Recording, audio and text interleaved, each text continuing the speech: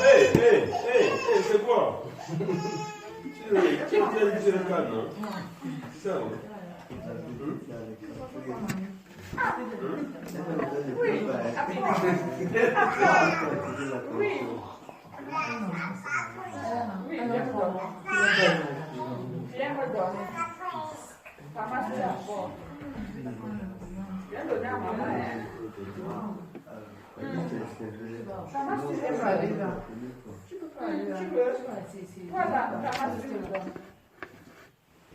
C'est gentil.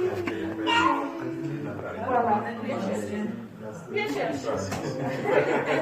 Viens chercher. Viens alors. Après, maintenant. Maintenant. Non, pas maintenant.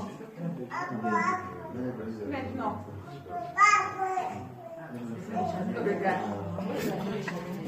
On peut commencer. Nous avons vu au chapitre 9 que les Israélites étant en captivité ont commencé à imiter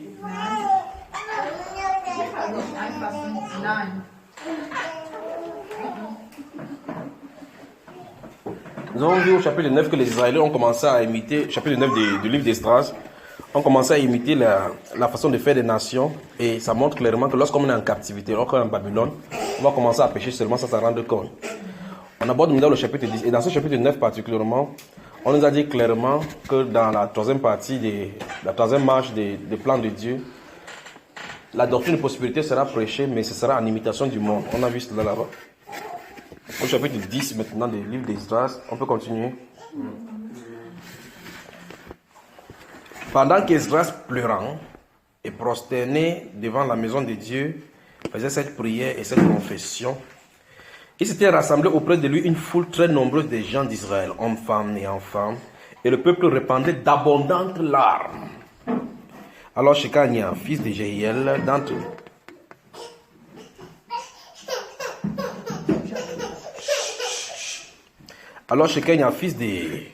les fils de l'âme, prit la parole et dit à Esdras: nous avons péché contre notre Dieu en nous alliant à des femmes étrangères qui appartiennent au peuple du pays. Mais Israël ne restera pas pour cela sans espérance. Vous avez suivi? Faisons maintenant une alliance avec notre Dieu pour le renvoi de toutes ces femmes et leurs enfants selon l'avis de mon Seigneur et de ceux qui tremblent devant les commandements de notre Dieu, et que l'on agisse d'après la loi. Il n'y a pas de réforme de voie sans séparation avec le péché. Il n'y a pas de réforme de voie sans restitution du péché et des choses acquises du péché dans l'état initial où ils étaient. Les choses doivent être claires. Il doit y avoir une séparation. Remarquez que Josias a dû faire l'alliance avec le peuple. Dans le livre des 2 Chroniques que nous avons lu, ici, Esdras fait quoi? L'alliance avec le peuple. L'alliance consiste ici pas que nous jurons devant le Dieu, mais c'est l'alliance de l'engagement à servir Dieu de façon irrépréhensible. L'alliance, les décisions sont les décisions qu'on prend pour pouvoir se séparer et prendre position pour le Seigneur. Ici, ça veut dire que ceux qui assistent à cette réunion-ci, ils y vont en ayant laissant leur belle femme à la maison. Quand ils rentrent, ils ne sont plus ensemble. Regardez encore cela. On dit d'entre les fils d'Élam prit la parole, c'est qui encore? C'est alors Shekan, verset 2, Shekania, fils de Jéhiel, d'entre les fils d'Élam, prit la parole et dit à Esdras, nous avons péché contre notre Dieu en nous alliant à des femmes étrangères qui appartiennent au peuple du pays. Mais Israël ne reste pas pour cela sans espérance. Faisons maintenant une alliance avec notre Dieu pour... Oh, c'est pas vrai ça. Faisons maintenant une alliance avec notre Dieu pour le renvoi de toutes ces femmes et de leurs enfants. Donc on renvoie les femmes et qui? Et les enfants. Selon l'avis de mon Seigneur et de ceux qui tremblent devant les commandements de notre Dieu, et que l'on agisse d'après la loi. C'est vrai qu'ils font tout d'après quoi? D'après la parole, n'est-ce pas? Maintenant, lève-toi, car cette affaire te regarde. Donc l'onction est sur toi. C'est sur toi que Dieu a mis cela. Nous serons avec toi. Prends courage et agis. Esdras se leva et il fit jurer au chef des sacrificateurs de Lévites et de tout Israël de faire ce qui venait d'être dit. Et il le jurait. Puis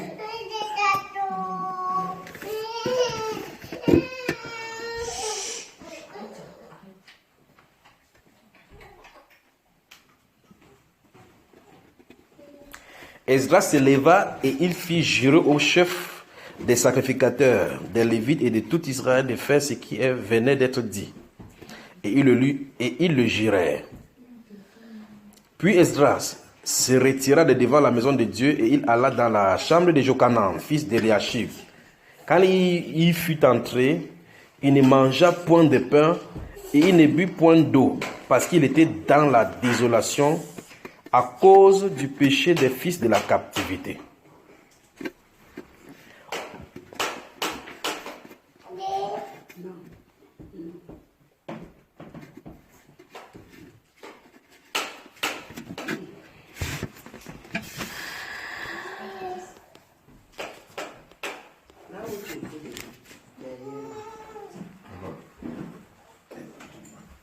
On y va? On publia, verset 7 du chapitre 10 d'Esdras, on publia dans Juda et à Jérusalem que tous les fils de la captivité eussent assez réunis à Jérusalem. Et que d'après l'avis des chefs et des anciens, quiconque ne s'y serait pas rendu dans 3 jours aurait tous ses biens confisqués et serait lui-même exclu de l'assemblée des fils de la captivité. Ça, c'était au mois de Kislev, donc entre novembre et décembre. Donc, ça veut dire qu'ils n'ont pas fêté Noël, quoi. Tous les hommes de Juda et de Benjamin se rassemblaient à Jérusalem dans les 3 jours. C'était le 20e jour du 9e mois. Tout le peuple se tenait sur la place de la maison de Dieu, tremblant à cause de la circonstance et par suite de la pluie.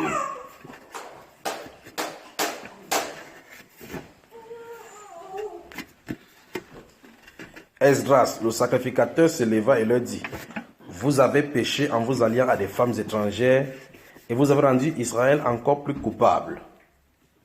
Confessez maintenant votre faute à l'Éternel, le Dieu de votre père, de vos pères, et faites sa volonté. Séparez-vous des peuples du pays et des femmes étrangères. Toute l'assemblée répondit d'une voix haute, à nous de faire comme tu l'as dit. Mais le peuple est nombreux, le temps est à la pluie et il n'est pas possible de rester dehors. D'ailleurs, ce n'est pas l'œuvre d'un jour ou de 2, car il y en a beaucoup parmi nous qui ont péché dans cette affaire. Il y en a beaucoup parmi nous qui ont péché dans cette affaire. Que nos chefs restent donc pour toute l'assemblée et tous ceux qui, dans nos villes, se sont alliés à des femmes étrangères viendront à des époques fixées avec les anciens et les juges de chaque ville jusqu'à ce que l'ardente colère de notre Dieu se soit détournée de nous au sujet de cette affaire. Jonathan, fils d'Azaël, et Jachzia, fils de Tikva, appuyé par Meshulam et par les Lévites Shabtai, furent les seuls à combattre cet avis. auxquels s'est conformé les fils de la captivité. On choisit Esdras, le sacrificateur, et des chefs des familles selon leur maison paternelle, tous désignés par leur nom. Et ils siégeaient le premier jour du 10e mois pour s'occuper de la chose. Le premier jour du premier mois, ils en finirent avec tous les hommes qui s'étaient alliés à des femmes étrangères.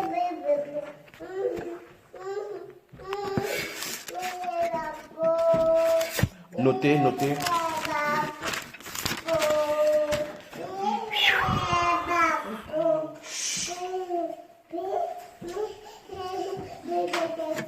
Notez Proverbe chapitre 19, verset 27.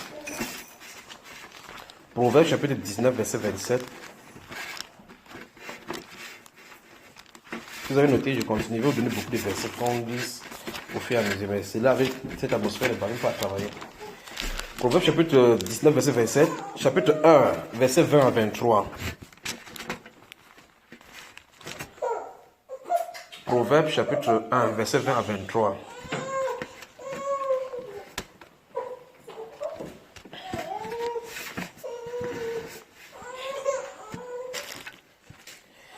Mieux on est célibataire. Chapitre 2, chapitre 3, chapitre 4, chapitre 5.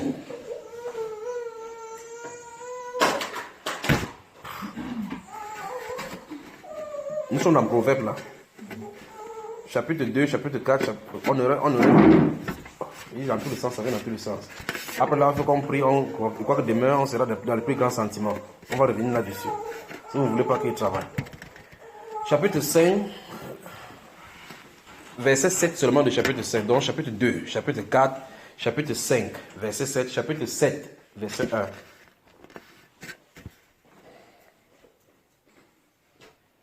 À 3. Chapitre 13, verset 13.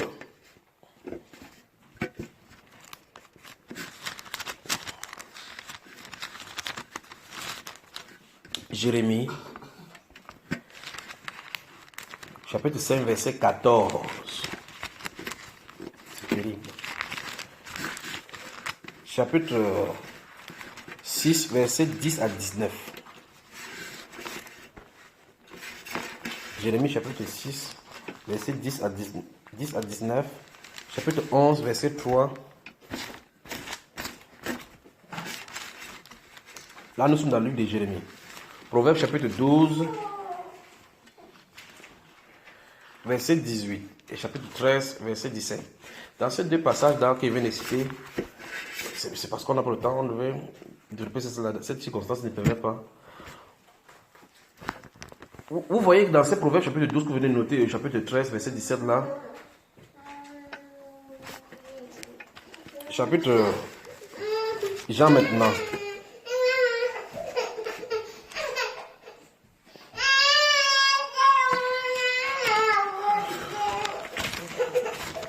Jérémie chapitre 23. Jérémie chapitre 23.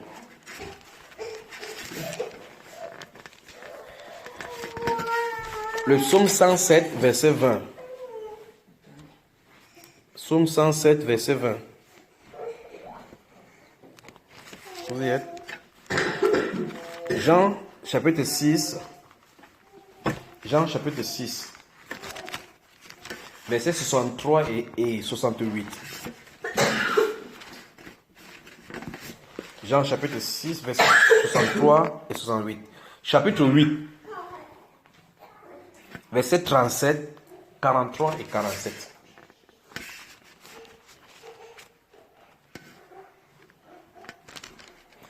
Chapitre 12, verset 47. Normalement, ça c'est un peu de 4, 5 heures de travail ici. Il faut qu'on travaille ces choses bien. Wow.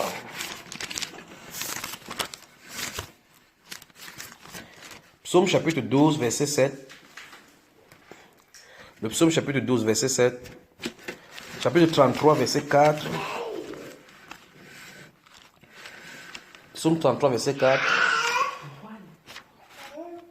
Psaume 56, verset 5 et verset 11.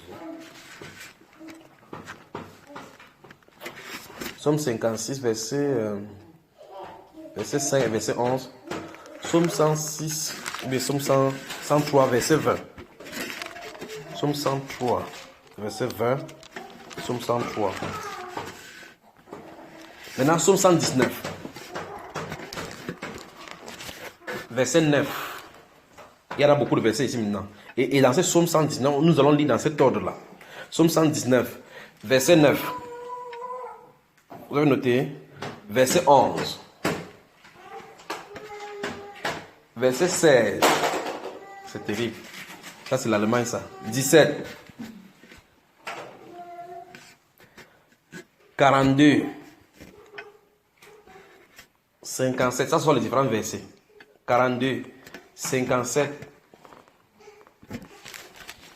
67. 89. 101. 103. C'est pas rapide, non?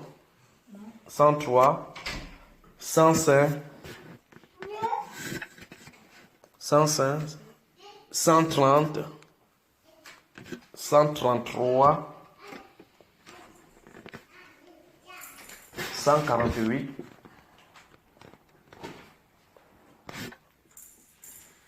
158.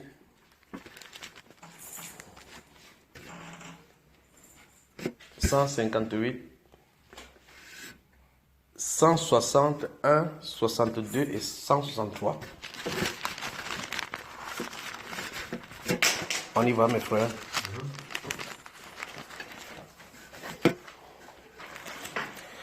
Jean, le chapitre 14, verset 23 à 24. Jean, le chapitre 14, verset 23 à 24.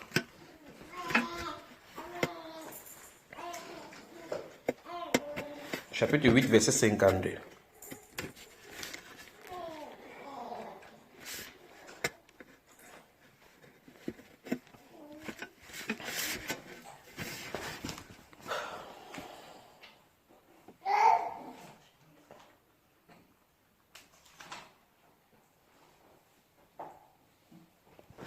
Jacques, chapitre 1, verset 18 à 26. Verset 18 à 26 de Jacques. Hébreu, le chapitre 1. Hébreu, chapitre 1.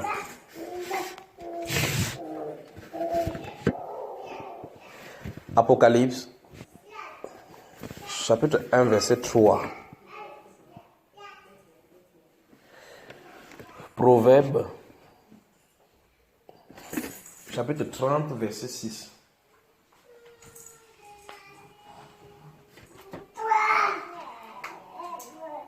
Continue, frère. Matthieu, chapitre 28, verset 19.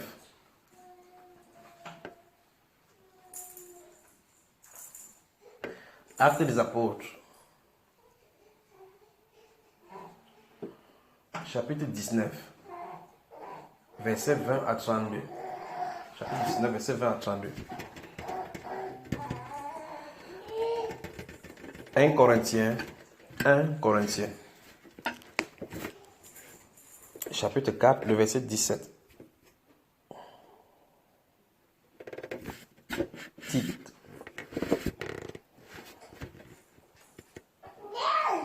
chapitre 1, verset 5 à 14.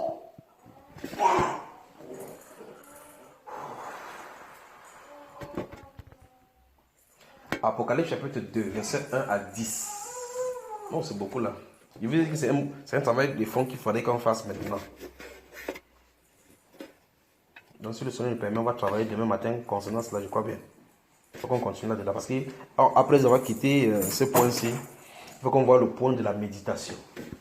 Donc, parce qu'il faut que cette parole soit d'abord bien alignée. C'est bien aligné. Par la suite, on va voir maintenant pour ce qui concerne la méditation. Notez aussi Colossiens chapitre 3, les versets 16 et 17. Colossiens chapitre 3, versets 16 et 17.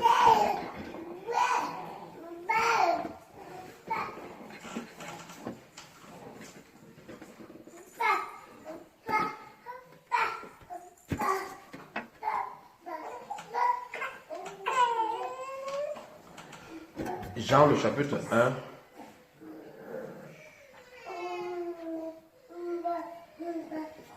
Jean le chapitre 1. Voilà. Jean chapitre 15.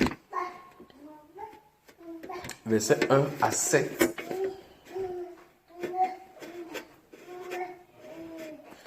Luc chapitre 7. Luc le chapitre 7, verset 30.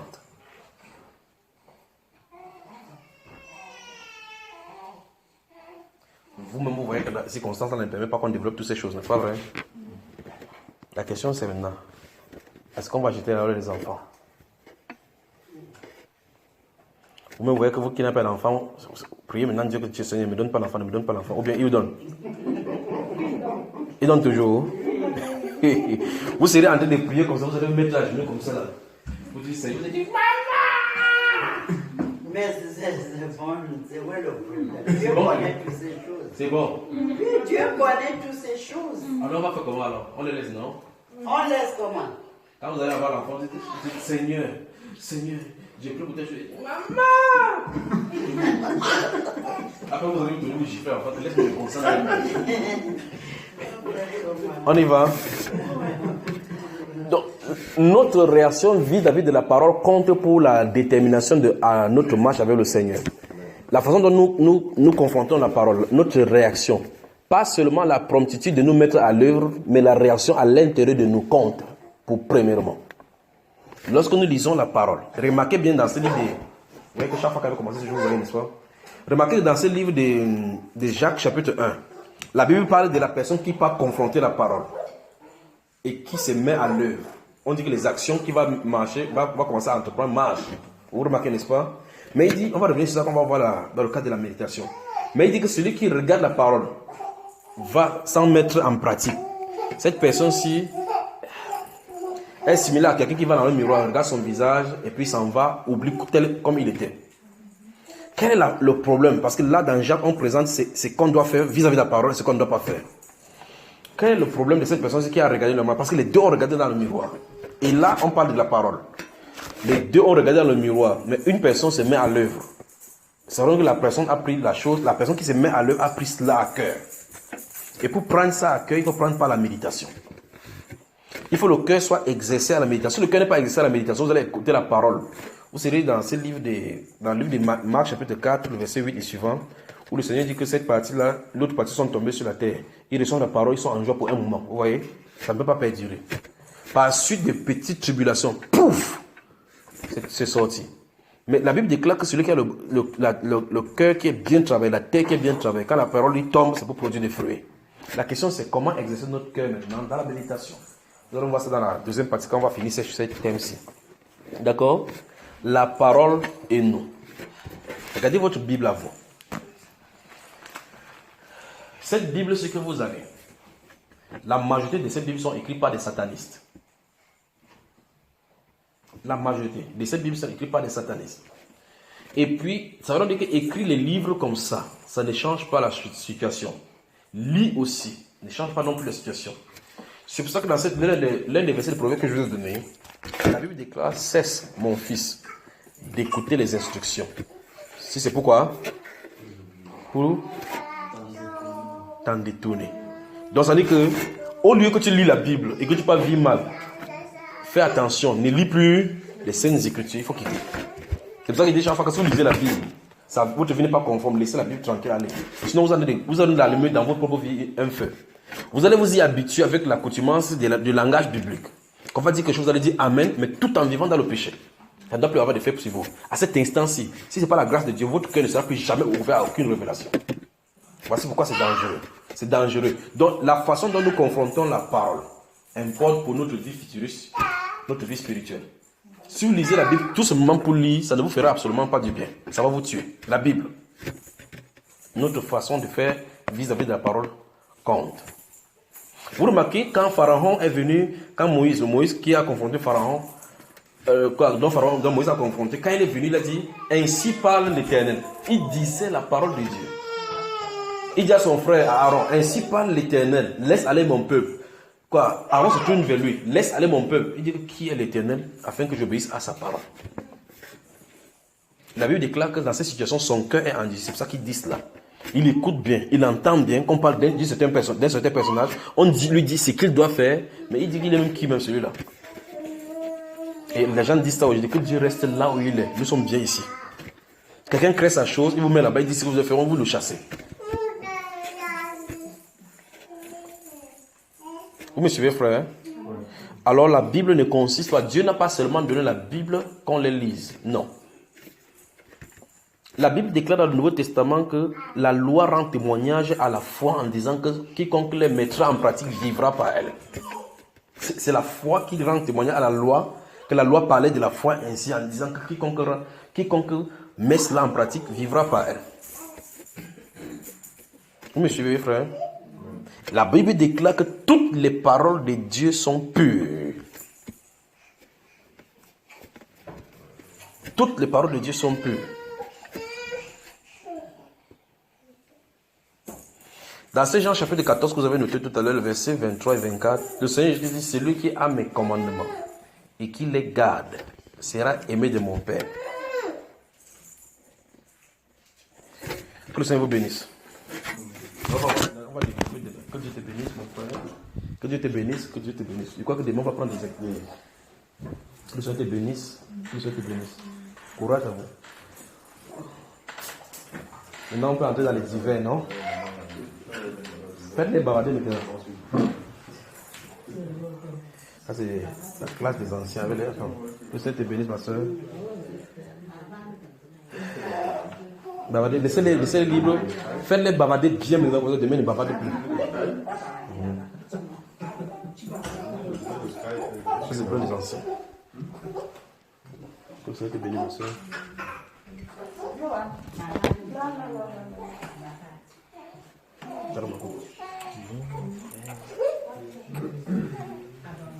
Bavardez.